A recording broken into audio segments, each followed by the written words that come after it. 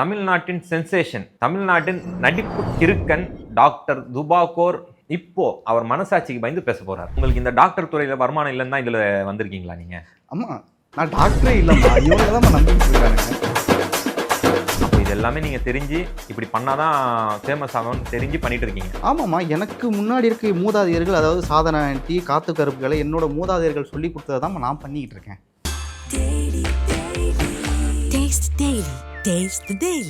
சூர்யா சாரோட சீனு கிடையாது அப்பனா இந்த வாட்டர்மெலன் சீன், இது உங்க சீன் தான். அம்மா, இவ்வளோ நாள் வந்து பார்த்தீங்கன்னா இந்த படத்தில் இந்த சீன் வந்து சூர்யா சார் பண்ணவே இல்லைம்மா. நம்ம ஆல்ரெடி வந்து ஒரு ப்ரொஃபஷனில் இருக்கோம், நல்லா படிச்சிருக்கோம், ஒரு டாக்டராக இருக்கோன்றப்போ நம்ம எதுக்காக இந்த ப்ரொஃபஷனை விட்டு கீழே இறங்கி 500 1000 ரூபாய்க்கு சம்பளம் வாங்கக்கூடாது அப்படின்றது தான் நான் சொன்னேன். அதுக்கு போட்டு ஊர் பூரா அடிக்கிறாங்க. வாட்டர்மெலன் இல்லைம்மா, கையில் வந்து நீங்கள் எடிட்டிங்கில் போட்டுங்க. நான் எடிட்டிங்கில் போட்டுக்கிறேன். சரிங்க. எதையோ மோந்து பார்க்குற மாதிரியே இருக்குது. இப்படிலாம் பார்த்தீங்கன்னா நம்ம டாக்டர் துபாகோர் வந்து இப்போ அவர் மனசாட்சிக்கு பயந்து பேச போறார். உங்களுக்கு இந்த டாக்டர் துறையில வருமானம் இல்லைன்னு தான் இதுல வந்திருக்கீங்களா நீங்க? ஆமா, நான் டாக்டரே இல்லைம்மா, இவனுக்கு தான் நம்பிக்கிட்டு இருக்கானுங்க. Not only media and cinema கிடையாதுமா. இப்போ ரீசெண்டாக வந்து பார்த்தீங்கன்னா ஒரு ஸ்கூலுக்கு சீஃப் கெஸ்ட்டாக போயிருந்தோமா. அங்கே வந்து பார்த்தீங்கன்னா 7ஆம் கிளாஸ் படிக்கிற அண்ணனுங்களை வந்து பார்த்தீங்கன்னா எனக்கு பவுன்சர்ஸாக அமைச்சு வச்சாங்கம்மா. அவங்களுக்கு என்னோட நட்பு திறமையை காமிச்சு அவங்களுக்கு நான் மோட்டிவேஷன் கொடுத்தேம்மா. அது மட்டும் கிடையாது, என்னைக்காச்சும் நீங்கள் உங்கள் கமெண்ட்ஸை படித்து பார்த்துருக்கீங்களா? அதை படிக்கிறதே கிடையாதுமா. கண்டிப்பாக அசிங்கமாக கேட்குறாங்கன்னு தெரிஞ்சு அதை பக்கம் நான் போகிறது கிடையாதுமா. நல்ல கமெண்ட் ஒரு 2 வரும், அதை மட்டும் எடுத்து வீடியோ போடுவோம்மா. நாங்கள்லாம் 90s கிட்ஸு கல்லாலேயே அடித்து ஓட விட்ருக்கோம். ஒரு நிமிஷம். டேய், எங்கே போகிறேன்? ஒரு நிமிஷம். எங்கே போகிறேன்? நீ பாருங்க, நீ ஒரு கிறுக்கன், நீ வீடியோ எடுக்கிறதுக்கு பயப்படணுமா? இல்லைம்மா, இது சரிப்பட்டு வராதுமா. இது நிற்கிற தோரணை பார்த்தீங்களாம்மா, இதோ கொலை பண்ணுற மாதிரி நிற்கிறாம்மா.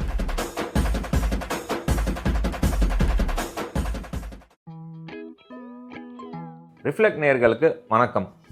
இப்போ நம்ம வந்து தமிழ்நாட்டின் சென்சேஷன் அவர் தான் பேட்டி எடுக்க வந்திருக்கோம். யாரும் தானே எதிர்பார்க்குறீங்க? அவர் யாரும் கிடையாது. தமிழ்நாட்டின் நடிப்பு கிறுக்கன் டாக்டர் துபாகோர் டிபிபியை தான் நம்ம இப்போ பேட்டி எடுக்க வந்திருக்கோம்.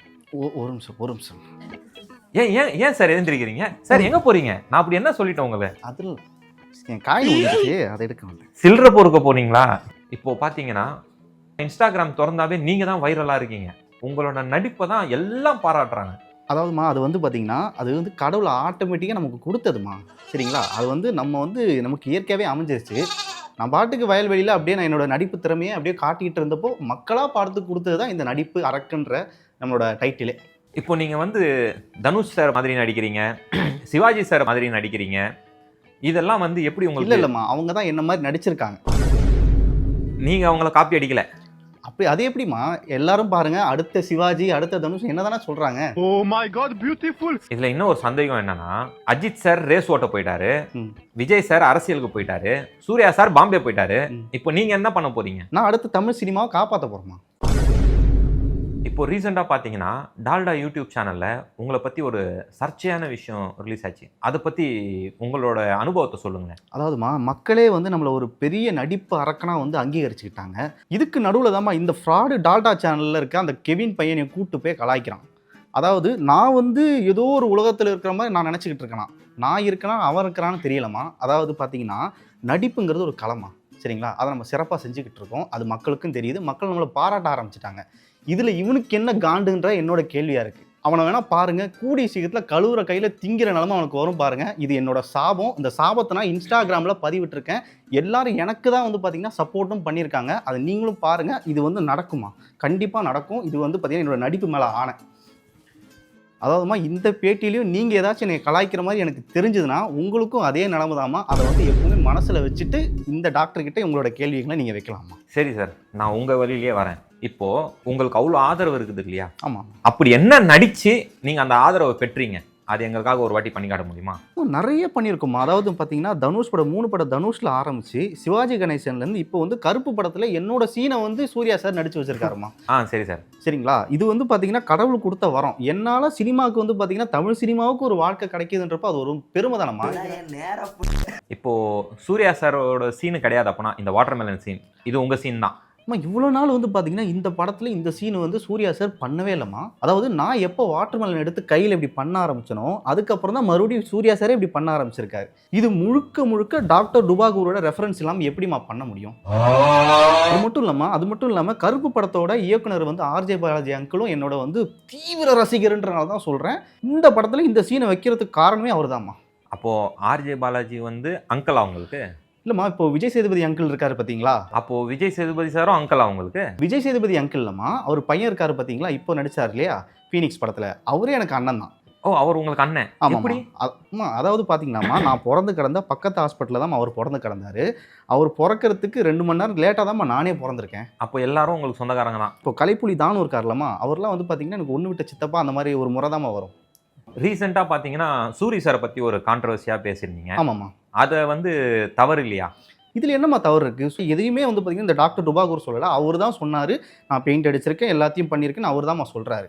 சரிங்களா? ஆனால் நான் அப்படி கிடையாதும்மா. நம்ம ஆல்ரெடி வந்து ஒரு ப்ரொஃபஷனில் இருக்கோம், நல்லா படிச்சிருக்கோம், ஒரு டாக்டராக இருக்கோன்றப்போ நம்ம எதுக்காக இந்த ப்ரொஃபஷனை விட்டு கீழே இறங்கி 500 ரூபா 1000 ரூபாய்க்கு சம்பளம் வாங்கக்கூடாது அப்படின்றது தான் நான் சொன்னேன். அதுக்கு போட்டு ஊர் பூரா அடிக்கிறாங்க.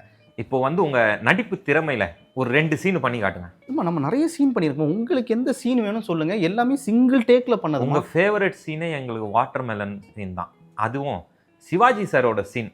கண்டிப்பாக பண்ணிடலாமா? வாட்டர்மெலன் இல்லைம்மா, கையில் வந்து நீங்கள் எடிட்டிங்கில் போட்டுங்க. நான் எடிட்டிங்கில் போட்டுக்கிறேன். சரிங்க. எதையோ மோந்து பார்க்குற மாதிரி இருக்குது. நீங்கள் பண்ண சாரி. அதாவதுமா, கர்ணன் படத்தில் சிவாஜி சார் பண்ண அந்த சீனு அவரே 25 டேக் எடுத்து பண்ண அந்த சீனை நான் சிங்கிள் டேக்கில் ரோட்டில் பண்ணி காமிச்சேம்மா. நான் பண்ணதை பார்த்து அங்கே இருக்க போகிற வண்டியில் நின்று கல்லால் அடிச்சுட்டு போனாங்களா? என்ன? இல்லை ஒன்றும் இல்லை சார், நீங்கள் சொல்லுங்கள். அதாவதுமா, இப்போ அந்த சீன் பார்த்தீங்கன்னா இப்படி வச்சுக்கிட்டு சார் என்னாச்சு சார் ஏந்திரிங்க. பார்த்தீங்களாம்மா, நீங்களே நம்புற அளவுக்கு இந்த ஆக்டிங் இருக்குன்னா இதைத்தான் வந்து எல்லாருமே சுற்றி கலாய்க்கிறாங்கம்மா. சரிங்களா? இப்போ சொல்லுங்கள், நான் ஒரு நடிப்பு அரக்கனா இல்லை கிறுக்கனா? சார் உண்மையை சொல்லட்டுமா போய் சொல்லட்டுமா சார்? உண்மையை சொல்லுங்கம்மா, அதுதான் மீடியாவுக்கு முக்கியமான ஒரு விஷயம். நீங்களும் அந்த டால்டா மீடியாவில் பண்ண மாதிரி பண்ணாதீங்கம்மா. நீங்கள் உண்மையை மட்டும் சொல்லுங்கள், இல்லைனா நான் சொன்னது தான் நடக்கும். சார் சத்தியமாக கிறுக்கன் மாதிரி தான் இருந்தது சார். பாருங்கம்மா, இது வந்து பார்த்தீங்கன்னா உண்மையாக கண்டிக்கத்தக்க ஒரு விஷயமா நீங்கள் பண்ணிட்டு இருக்கீங்கம்மா. இது வந்து பார்த்தீங்கன்னா எனக்கு இது சரிப்பட்டு வராதுமா. சார் ஏஞ்சி போகாதீங்க, எதுவாக இருந்தாலும் உட்காந்து பேசிக்கலாம். சார் எங்க சார் உட்காருங்க சார், கோச்சிக்காதீங்க சார். ஒரு சில்லறை விழுந்துருச்சுமா. அப்படியா? ரைட்டு. இப்போ பார்த்தீங்கன்னா நம்ம டாக்டர் டுபாகூர் வந்து இது வரைக்கும் என்ன பண்ணிட்டு இருந்தாரோ அந்த மாதிரி பேசியாச்சு. இப்போ அவர் மனசாட்சிக்கு பயந்து பேச போறார். இப்போ வந்து உண்மையை பேசுவோமா டாக்டர் டுபாகூர் அவர்களே? கண்டிப்பாமா. இப்போ நீங்கள் உண்மையாகவே நடிக்கிறது மக்களுக்கு பிடிக்குதுன்னு நீங்கள் நினைக்கிறீங்களா? நான் பாட்டுக்கு பண்ணிட்டு இருந்தது ஏதோ ஒரு டைமில் எனக்கே தெரியாமல் வியூஸ் போயிடுச்சுமா. அப்படியே போகிறத விட்டுட்டு இவங்க தான் என்னை கூப்பிட்டு இன்டர்வியூ எடுத்தாங்க. சரி, ஓகே, இன்டர்வியூ போனால் காசு கிடைக்குதே, நமக்கு வந்து ஒரு ஃபேமஸ் கிடைக்குதேன்னு சொல்லிட்டு நாமளும் அப்படியே அது ரூட்டில் போனோம்மா. ஏன்னா இங்கே நடிக்க வேண்டியும் நடிக்க தெரிஞ்ச நிறைய பேர் இருக்காங்கம்மா. ஆனால் இந்த கிறுக்கனுங்களாம் என்ன நம்பினதாம்மா எனக்கு சிரிப்பாக இருந்துச்சு. மக்களுக்கு இருக்கணுங்களா இல்லை இந்த யூடியூப் சேனலுக்கு இருக்கிறதுங்களா? இல்லைம்மா, கண்டிப்பாக வந்து பார்த்தீங்கன்னா மக்கள் தான் கிறுக்கனுங்க. ஏன்னா எனக்கே வந்து பார்த்தீங்கன்னா 2.5 லட்சம் ஃபாலோவர்ஸ்க்கு மேலே இப்பவும் இருக்காங்கம்மா. அவங்களாம் அப்போ நினச்சா வந்து இப்பவும் எனக்கு வந்து சிரிப்பு தாம்மா வருது. அப்போ அவ்வளோ முட்டாள்களாக இருக்கிறாங்க. சூர்யானாலாம் வந்து பார்த்தீங்கன்னா ரொம்ப கஷ்டப்பட்டு வந்த ஒரு மனுஷன். அவரோட என்னை கம்பேர் பண்ணது வந்து பார்த்தீங்கன்னா நான் கிடையாதுமா. அவங்க தான் கேள்வியாக கேட்டாங்க, அதுக்கு நான் பதில் சொன்னேம்மா. அதாவதுமா, இந்த காத்து கருப்பு கலை, சாதனா, இந்த மாதிரி வந்து பார்த்தீங்கன்னா நிறைய பேர் இருக்காங்கம்மா. என்னோட கேட்டகரியிலே நிறைய பேர் இருக்காங்கம்மா. அவங்களையும் வளர்த்து விட்டது மீடியா தாம்மா. அதாவது பார்த்தீங்கன்னா நாங்களாம் நினச்சா வளர முடியாதும்மா. நாங்கள் ஏதாச்சும் கிறுக்குத்தனமாக பண்ணால் மட்டும்தான் நீங்கள் என்னை கூப்பிடுவீங்க அப்படின்ற ஒரு கட்டாயத்துக்கு எல்லாருமே வந்துட்டீங்கம்மா. அதாவது ஆக்கப்பூர்வமாக நிறைய பேர் பண்ணிக்கிட்டு இருக்காங்கம்மா. அவங்கள யாருமே நீங்கள் கூப்பிட்றது கிடையாது. நாங்கள் கிறுக்குத்தனமாக பண்ணால் மட்டும்தான் எல்லாரும் பார்க்குறாங்க அப்படின்றது தான்மா இங்கே இருக்கிற ஒரு உண்மை. அதாவது ஒருத்தர் நல்லபடியாக பண்ணால் அவங்களுக்கு வந்து வியூஸ் போகுமான்னு கேட்டால் கண்டிப்பாக போகாதுமா. சரிங்களா? அதுவே என்ன மாதிரி ரோட்டில் நின்றுட்டு நெஞ்சை பிடிச்சிக்கிட்டு முக்கிக்கிட்டு தெரிஞ்சால் கண்டிப்பாக வந்து வியூஸ் போகுமா. அப்போது வந்து இதெல்லாம் வளர்த்து விட்றதுன்னு பார்த்தீங்கன்னா சோஷியல் மீடியா, இந்த யூடியூப் சேனலுங்கன்னு சொல்கிறீங்களா? கண்டிப்பாக. இதில் வந்து இவங்க வியூஸ்க்காக உங்களோட கிறுக்குத்தனத்தை பயன்படுத்திக்கிறாங்க, மக்களை முட்டாள்கள் ஆக்கிட்டு இருக்காங்க. கண்டிப்பாக இல்லைம்மா. இது வந்து என்னை கூப்பிட்றதுனால வந்து அவங்களுக்கு வியூஸ் மட்டும்தாம்மா வந்து ஒரு கெயின் மட்டுமே தவிர என் மூலியமாக ஏதாச்சும் கற்றுக்கிட்டாங்களான்னு கேட்டால் எதுவுமே கிடையாதுமா. என்னைக்காச்சும் நீங்கள் உங்கள் கமெண்ட்ஸை படித்து பார்த்துருக்கீங்களா? அதை படிக்கிறதே கிடையாதுமா. கண்டிப்பாக அசிங்கமாக கேட்குறாங்கன்னு தெரிஞ்சு அதை பக்கம் நான் போகிறது கிடையாதுமா. நல்ல கமெண்ட் ஒரு 2 வரும், அதை மட்டும் எடுத்து வீடியோ போடுவோம்மா. சரி, இப்போது வந்து இந்த மீடியாவை கூப்பிட்டு மக்களை தான் முட்டாளாக்குறாங்கன்னா இந்த சினிமா துறையே உங்களை கூப்பிடுறாங்க. அதுதான்மா எனக்கும் தெரில. அதாவது இது எந்த அளவுக்கு போகும்னு எனக்கே தெரியாமல் இருந்த அந்த டைமில் தான் எனக்கு ஒரு படத்திலேயே சான்ஸ் கிடச்சிதுமா. இதெல்லாம் வந்து பார்த்தீங்கன்னா எனக்கே ரொம்ப ஆச்சரியமாக இருந்துச்சு. அதாவது எனக்கு கீழே நடிக்க தெரிஞ்ச நிறைய பேர் இருக்கும்போது என்ன கூப்பிடுறாங்களே அப்படின்றப்போ, நீங்கள் எவ்வளோ பெரிய கிறுக்கணுங்கன்ற மாதிரி தான் எனக்கு தெரிஞ்சுமா. கண்டிப்பாம்மா.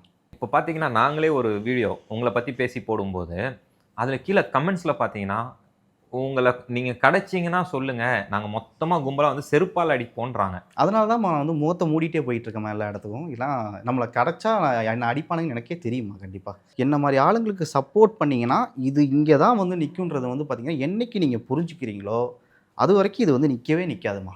இப்போ இன்ஸ்டாகிராமில் 2 லட்சம் ஃபாலோவர்ஸ் எப்படி கெயின் பண்ணீங்க? அதுதான்மா எனக்கும் தெரில. நான் தான் லூசுன்னு பார்த்தா 2 லட்சம் பேர் லூஸாக இருக்கானுங்கன்றதான் எனக்கு ஆச்சரியமாக இருக்குமா. அப்போ இது எல்லாமே நீங்கள் தெரிஞ்சு இப்படி பண்ணாதான் ஃபேமஸ் ஆகும்னு தெரிஞ்சு பண்ணிட்டு இருக்கீங்க. ஆமாம்மா. எனக்கு முன்னாடி இருக்க மூதாதையர்கள், அதாவது சாதனா ஆண்டி, காத்து கருப்புகளை என்னோட மூதாதையர்கள் சொல்லி கொடுத்ததை தான் நான் பண்ணிக்கிட்டு இருக்கேன். ஆனால் இவங்கள மாதிரி மட்டும் இருக்கக்கூடாதுன்ட்டு தான் சில விஷயங்கள்லாம் வந்து பார்த்திங்கன்னா நம்ம தனித்துவமாக பண்ணுறோமா. அதாவது நம்ம ப்ரொமோஷன்ஸ் எதுவுமே வந்து பண்ணுறது கிடையாதுமா. இந்த தேவையில்லாத விஷயத்துக்குலாம் ப்ரொமோஷன் பண்ணுறது கிடையாது. ஏன்னா மக்கள் நம்மளை நம்பி பார்க்குறாங்க, அவங்கள ஏமாற்றக்கூடாதுன்ற எண்ணம் வந்து எனக்கு இருக்குமா.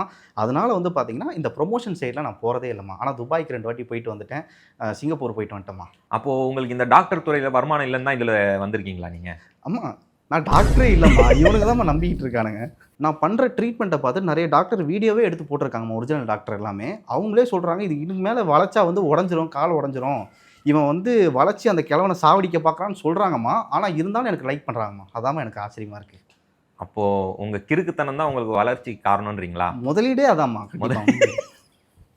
அப்போது இந்த கிறுக்குத்தனத்தை பார்த்தீங்கன்னா இந்த மீடியாவும் சினிமாவும் யூஸ் பண்ணி அவங்க காசாக்கிட்டு இருக்காங்கன்றீங்களா? Not only media and cinema கிடையாதுமா. இப்போ ரீசெண்டாக வந்து பார்த்தீங்கன்னா ஒரு ஸ்கூலுக்கு சீஃப் கெஸ்ட்டாக போயிருந்தோம்மா. அங்கே வந்து பார்த்தீங்கன்னா 7ஆம் கிளாஸ் படிக்கிற அண்ணனுங்களை வந்து பார்த்தீங்கன்னா எனக்கு பவுன்சர்ஸாக அனுப்பிச்சு வச்சாங்கம்மா. அவங்களுக்கு என்னோட நட்பு திறமையை காமிச்சு அவங்களுக்கு நான் மோட்டிவேஷன் கொடுத்தேம்மா. அது மட்டும் கிடையாது, நம்மளோட விஜய் அங்கிள் வந்து பார்த்தீங்கன்னா கட்சியை தொடங்கியிருக்காருமா. அந்த கட்சியில் எனக்கு வந்து மினிஸ்டர் பதவி கிடைக்கிறதுக்கு கூட வாய்ப்பு இருக்குமா. நம்ம மதுரை மாநாட்டில் வந்து பார்த்தீங்கன்னா விஜய் அங்கிளே அதை வந்து அதிகாரப்பூர்வமாக அறிவிக்கிறதுக்கு வாய்ப்பு இருக்குமா. இது வந்து காலம்தான் பதில் சொல்லுமா. 2026 சிஎம் ஆயிடுவாருன்றீங்களா? கண்டிப்பாம்மா. அவருக்கு இருக்க செல்வாக்குக்கு 2026 அவர் தான்மா சிஎம். நான் டாக்டர் எப்படி ஆனோ அதே மாதிரி அவரும் வந்து சிஎம் ஆகிறத வந்து யாராலையுமே தடுக்க முடியாதுமா. கண்டிப்பாம்மா. இது வேணா ஒத்துக்க வேண்டிய விஷயம். நீங்கள் எப்படி டாக்டர் நடிகர்னு சொல்லியிருக்கீங்களோ அவர் சிஎம்னு சொல்லியிருக்கிறாரு. அந்த கூடிய சீக்கிரம் அவர் சிஎம் ஆயிடுவார், நீங்களும் மினிஸ்டர் ஆகிடுவீங்க. அதுக்கு வந்து மக்கள்கிட்ட பெரும் ஆதரவு கிடைக்கும்னு நாங்கள் நினைக்கிறோம். கண்டிப்பாம்மா. நன்றி. Taste the Daily.